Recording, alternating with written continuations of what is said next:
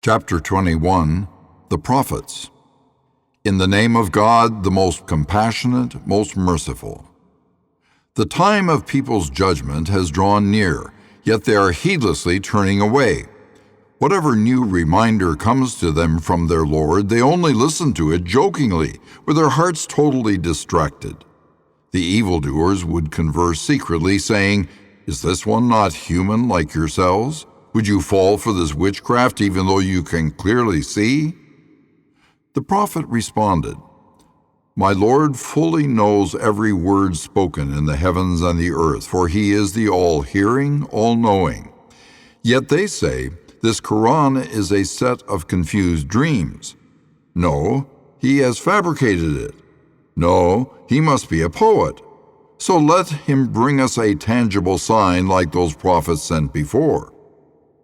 Not a single society we destroyed before them ever believed after receiving the signs. Will these pagans then believe? We did not send messengers before you, O prophet, except mere men inspired by us. If you polytheists do not know this already, then ask those who have knowledge of the Scriptures.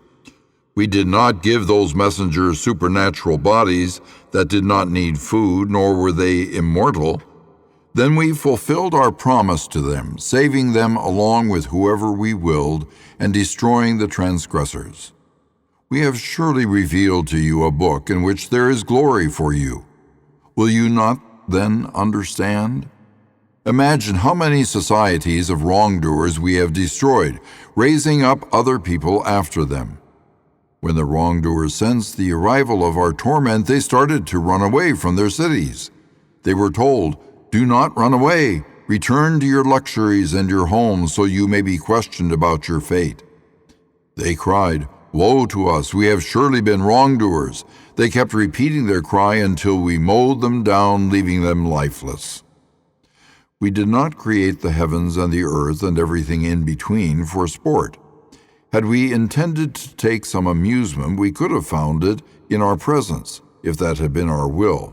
In fact, we hurl the truth against falsehood, leaving it crushed, and it quickly vanishes. And woe be to you for what you claim. To him belong all those in the heavens and the earth, and those nearest to him are not too proud to worship him, nor do they tire. They glorify him day and night, never wavering. Or have they taken gods from the earth who can raise the dead? Had there been other gods besides God in the heavens or the earth, both realms would have surely been corrupted. So glorified is God, Lord of the throne, far above what they claim. He cannot be questioned about what he does, but they will all be questioned. Or have they taken other gods besides him? Say, O prophet, show me your proof. Here is the Quran, the reminder for those with me, along with earlier scriptures, the reminder for those before me. But most of them do not know the truth, so they turn away. We never sent a messenger before you, O prophet, without revealing to him, "There is no God worthy of worship except me, so worship me alone." And they say, "The most compassionate has offspring. Glory be to him." In fact, those angels are only his honored servants who do not speak until he has spoken, only acting at his command. He fully knows what is ahead of them and what is behind them. They do not intercede except for whom he approves, and they tremble in awe of him. Whoever of them were to say, "I am a god besides him," they would be rewarded with hell by us. This is how we reward the wrongdoers. Do the disbelievers not realize that the heavens and earth were once one mass, then we split them apart? And we created from water every living thing. Will they not then believe? And we have placed firm mountains upon the earth, so it does not shake with them, and make in it broad pathways so they may find their way. And we have made the sky a well-protected canopy. Still they turn away from its signs. And he is the one who created the day and the night, the sun and the moon, each traveling in an orbit. We have not granted immortality to any human before you, O prophet. So if you die, will they live forever? Every soul will taste death. And we test you, O humanity, with good and evil as a trial. Then to us you will all be returned. When the disbelievers see you, O prophet, they only make fun of you, saying, "Is this the one who speaks ill of your gods?" While they disbelieve at the mention of the most compassionate. Humankind is made of haste. I will soon show you my signs, so do not ask me to hasten them. They ask the believers, "When will this threat come to pass if what you say is true?" If only the disbelievers knew that a time will come when they will not be able to keep the fire off their faces or backs, nor will they be helped. In fact, the hour will take them by surprise, leaving them stunned, so they will not be able to avert it, nor will it be delayed from them. Other messengers had already been ridiculed before you, O prophet, but those who mocked them were overtaken by what they used to ridicule. Ask them, O prophet, who can defend you by day or by night against the most compassionate? Still, they turn away from the remembrance of their Lord. Or do they have gods other than us that can protect them? They cannot even protect themselves, nor will they be aided against us. In fact, we have allowed enjoyment for these Meccans and their forefathers for such a long time that they took it for granted. Do they not see that we gradually reduce their land from its borders? Is it they who will then prevail? Say, O prophet, I warn you only by revelation. But the deaf cannot hear the call when they are warned. If they were touched by even a breath of your Lord's torment, they would certainly cry, "Woe to us! We have really been wrongdoers." We will set up the scales of justice on the day of judgment, so no soul will be wronged in the least. And even if a deed is the weight of a mustard seed, we will bring it forth, and sufficient are we as a vigilant reckoner. Indeed, we granted Moses and Aaron the decisive authority, a light and a reminder for the righteous, who are in awe of their Lord without seeing him and are fearful of the hour. And this Quran is a blessed reminder which we have revealed. Will you pagans then deny it? And indeed, we had granted Abraham sound judgment early on, for we knew him well to be worthy of it. Remember when he questioned his father and his people? "What are these statues to which you are so devoted?" They replied, "We found our forefathers worshiping them." He responded, "Indeed, you and your forefathers have been clearly astray." They asked, "Have you come to us with the truth, or is this a joke?" He replied, "In fact, your Lord is the Lord of the heavens and the earth, who created them both, and to that I bear witness." Then he said to himself, "By God, I will surely plot against your idols after you have turned your backs and gone away." So he smashed them into pieces, except the biggest of them, so they might turn to it for answers. They protested, "Who dare do this to our gods? It must be an evildoer." Some said, "We heard a young man called Abraham speaking ill of them." They demanded, "Bring him before the eyes of the people so that they may witness his trial." They asked, "Was it you who did this to our gods, O Abraham?" He replied sarcastically, "No, this one, the biggest of them, did it. So ask them if they can talk." So they came back to their senses, saying to one another, "You yourselves are truly the wrongdoers." Then they quickly regressed to their original mindset, arguing, "You already know that those idols cannot talk." He rebuked them.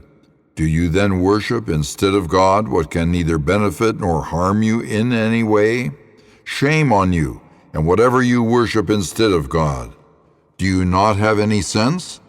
They concluded, "Burn him up to avenge your gods if you must act." We ordered, "O fire, be cool and safe for Abraham." They had sought to harm him, but we made them the worst losers. Then we delivered him along with Lot to the land we had showered with blessings for all people. And we blessed him with Isaac as a son, and Jacob as a grandson as an additional favor, making all of them righteous. We also made them leaders, guiding by our command, and inspired them to do good deeds, establish prayer, and pay alms tax, and they were devoted to our worship. And to Lot we gave wisdom and knowledge, and delivered him from the society engrossed in shameful practices. They were certainly an evil, rebellious people, and we admitted him into our mercy, for he was truly one of the righteous. And remember when Noah had cried out to us earlier? So we responded to him and delivered him and his family from the great distress, and we made him prevail over those who had rejected our signs. They were truly an evil people, so we drowned them all. And remember when David and Solomon passed judgment regarding the crops ruined at night by someone's sheep, and we were witness to their judgments. We guided young Solomon to a fairer settlement, and granted each of them wisdom and knowledge. We subjected the mountains as well as the birds to him, our praises along with David. It is we who did it all. We taught him the art of making body armor to protect you in battle. Will you then be grateful? And to Solomon we subjected the raging winds, blowing by his command to the land we had showered with blessings. It is we who know everything, and we subjected some jinn that dived for him and performed other duties. It is we who kept them in check. And remember when Job cried out to his Lord, I have been touched with adversity, and you are the most merciful of the merciful. So we answered his prayer and removed his adversity and gave him back his family, twice as many, as a mercy from us and a lesson for the devoted worshippers. And remember Ishmael, Enoch, and Zulkifl. They were all steadfast. We admitted them into our mercy, for they were truly of the righteous. And remember when the man of the whale stormed off from his city in a rage, thinking we would not restrain him? Then in the veils of darkness he cried out, There is no God worthy of worship except you. Glory be to you. I have certainly done wrong. So we answered his prayer and rescued him from anguish, and so do we save the true believers. And remember when Zechariah cried out to his Lord, My Lord, do not leave me childless, though you are the best of successors. So we answered his prayer, granted him John, and made his wife fertile. Indeed, they used to race in doing good and call upon us with hope and fear, totally humbling themselves before us. And remember the one who guarded her chastity. So we breathed into her through our angel Gabriel, making her and her son a sign for all peoples.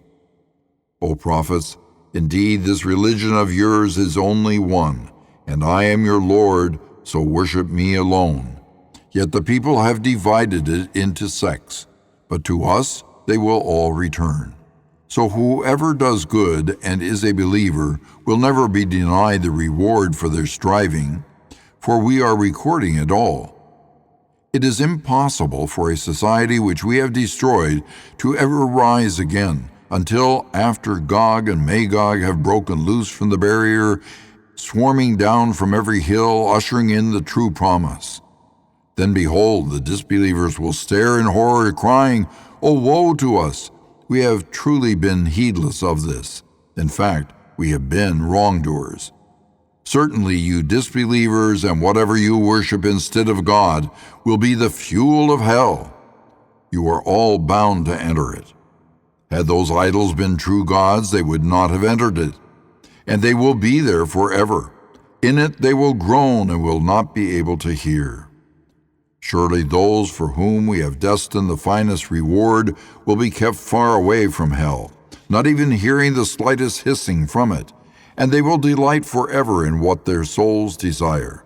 The supreme horror of that day will not disturb them, and the angels will greet them, saying, "This is your day which you have been promised." On that day, we will roll up the heavens like a scroll of writings. Just as we produced the first creation, so shall we reproduce it. That is a promise binding on us. We truly uphold our promises. Surely, following the heavenly record, we decreed in the Scriptures, "My righteous servants shall inherit the land." Surely this Quran is sufficient as a reminder for those devoted to worship. We have sent you, O Prophet, only as a mercy for the whole world. Say, what has been revealed to me is this: your God is only one God. Will you then submit? If they turn away, then say, I have warned you all equally. I do not know if what you are threatened with is near or far. God surely knows what you say openly and whatever you hide. I do not know if this delay is possibly a test for you and an enjoyment for a while. In the end, the prophet said, My Lord, judge between us in truth, and our Lord is the most compassionate, whose help is sought against what you claim.